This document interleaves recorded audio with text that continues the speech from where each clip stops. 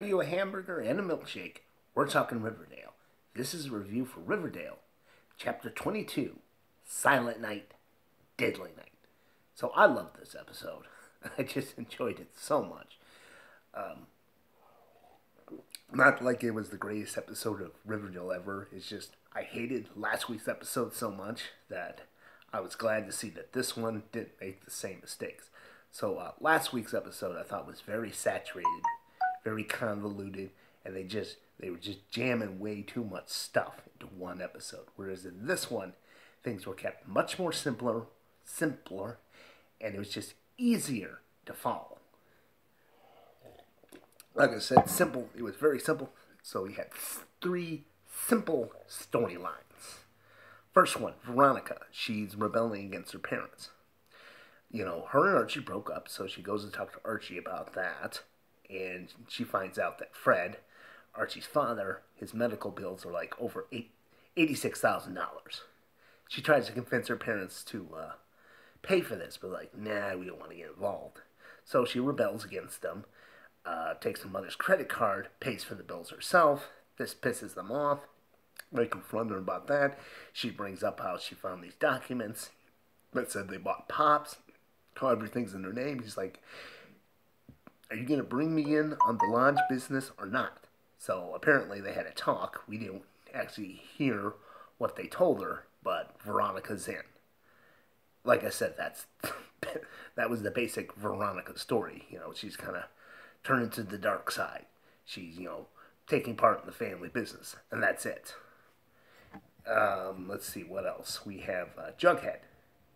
So he finds out that his father's doing work for Penelope Peabody. That's the one lawyer who, because she did Jughead a favor, Jughead had to go and run a cart up to some place, a very shady business, probably had drugs in it, and she basically blackmails Jughead to work into working for her. FP finds out about this and decides, he's not gonna go on the straight and narrow. He's gonna go back to a life of crime. This is what depresses Jughead, which causes him to break up with Betty.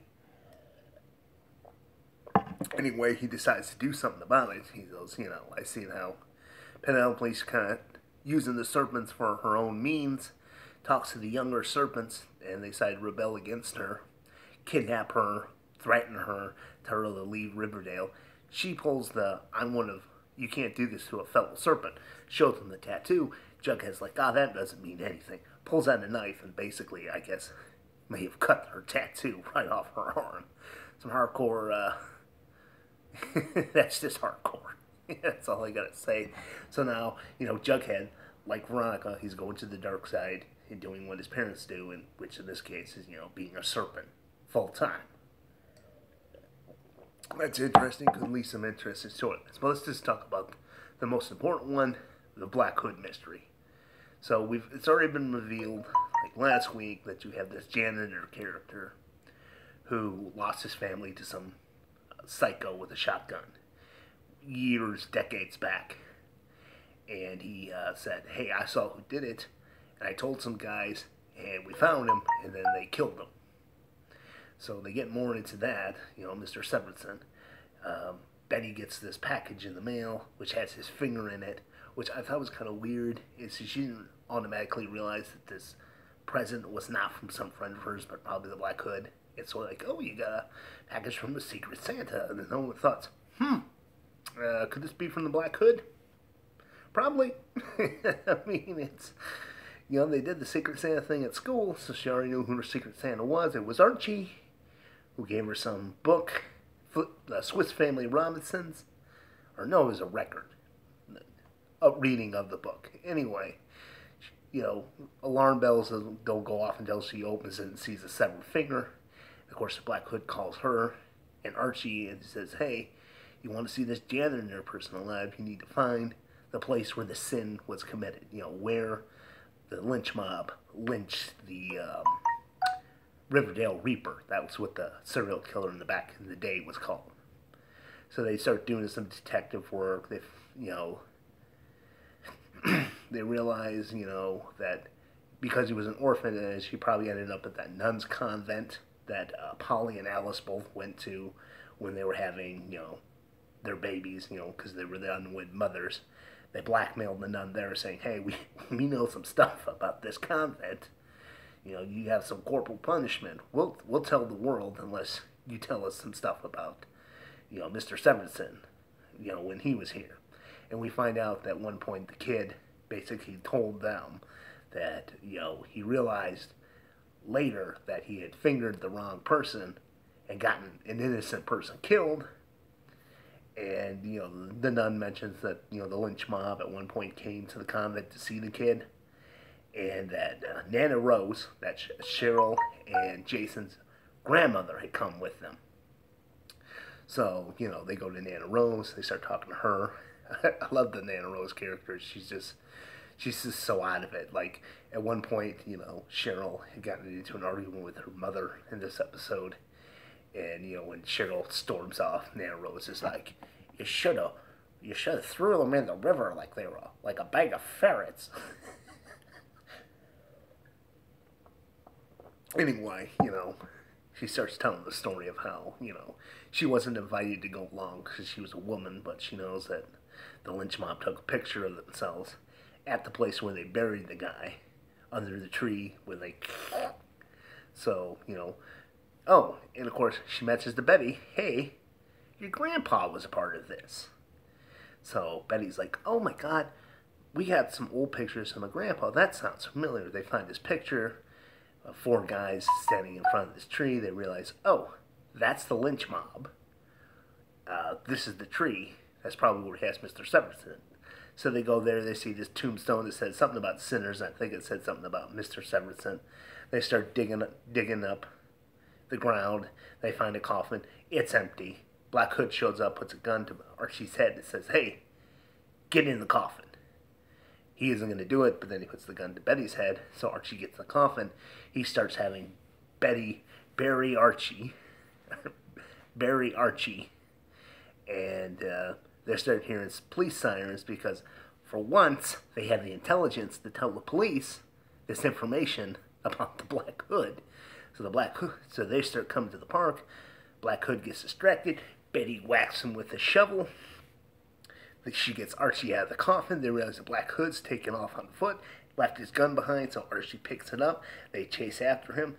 Black Hood's about to jump off the bridge into the river, making a grand escape. Archie's like, "Hey, you shot my father. You've been shooting my friends. Don't you move or I'll do it." Gunshot goes off. I thought Archie had done it, but it turns out the sheriff had showed up at that point and shot the Black Hood. Black Hood's dead. They take off the hood. It's Mr. Severson, the janitor. So apparently, that's who the Black Hood was, or was it? See, I had a theory that I postulated, when this first got started, that at some point we were going to see the Black Hood without his mask, and Archie was going to recognize him because of the green eyes, and no one would believe Archie because some other Black Hood had been exposed or arrested. In this case, he's dead. So I'm thinking, the Black Hood sort of did something to Mr. Severson and said, "Hey, you know what? You got to pay for your crimes," and basically tricked him or forced him into pretending to be Black Hood. So he gets killed off, and then the real Black Hood, of course, is going to pop up later. Archie's like, "Hey, that's the actual guy." Like, "Oh, Archie, the Black Hood's dead. It was the janitor." At least that's what I'm hoping. It just seems kind of weird that they would end it this way, this soon. I thought it was going to be a season-wide thing, and some more people would die. But I'll look at the Riverdale page and see if they confirm that this is the end of the Black Hood story. I think there's more to it. I mean, that picture had 4 guys. Now we know that Betty's grandpa was one of them. Who are the other 3 guys?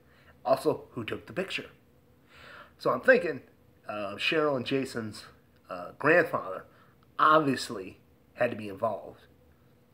That might be Grandpa Blossom, or it might be whatever Nana Rose's, actually, would that be? No, I'm thinking Nana Rose had to know at least one of the guys there. So I'm thinking either it was Grandpa Blossom or like her brother on the other side. I mean, well, her brother, which would be Cheryl and Jason's granduncle. Anyway, she had to know someone in that group. And that would leave two other guys. One, I think, was an African American, so Pop Tate might be involved. I think that's gonna come back up. Is who's all in that picture? Who was a part of the lynch mob? And like I said, I don't even think they're done with the Black Hood. But that being said, I thought tonight's episode was pretty good. You know, it just leaves you with a lot of good questions. They just kept things so simple. And, you know, I don't even mind that Reggie wasn't part of the storyline. You know, like I said, good episode. I liked it. That's all I gotta say.